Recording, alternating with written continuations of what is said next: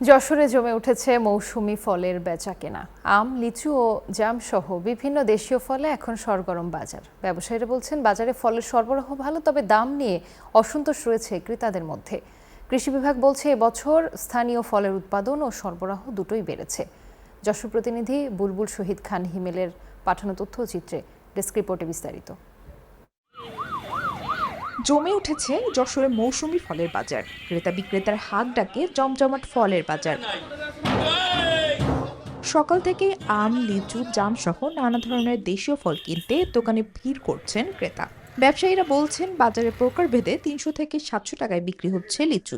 আম কেজিতে ৫০ থেকে ৮০ টাকা। এছাড়া দেশীয় জাম বিক্রি হচ্ছে ৩০০ থেকে ৫০০ টাকায়। থেকে লিচু বিক্রি করছি, খুব সুন্দর লিচু, রসালো লিচু এবং খুব ভালো লিচু, উন্নত মানের লিচু। এরকম লিচু বাজারের অবস্থা মোটামুটি ভালো, আলহামদুলিল্লাহ, কোনো সমস্যা নেই। কিন্তু আমাদের এই যশোরে যে পরিমাণ লিচু হয়েছে, এতে মনে করেন যে দামের কোনো ক্রেতার কোনো সমস্যা হওয়ার কথা না। ঠিক আছে, 1 কেজি আমের দাম 60 টাকা 80 টাকা। ভালো আম, গত বছরের থেকে দাম কম, অনেক কম। আর যশোরের লিচু খুব উন্নত মানের লিচু।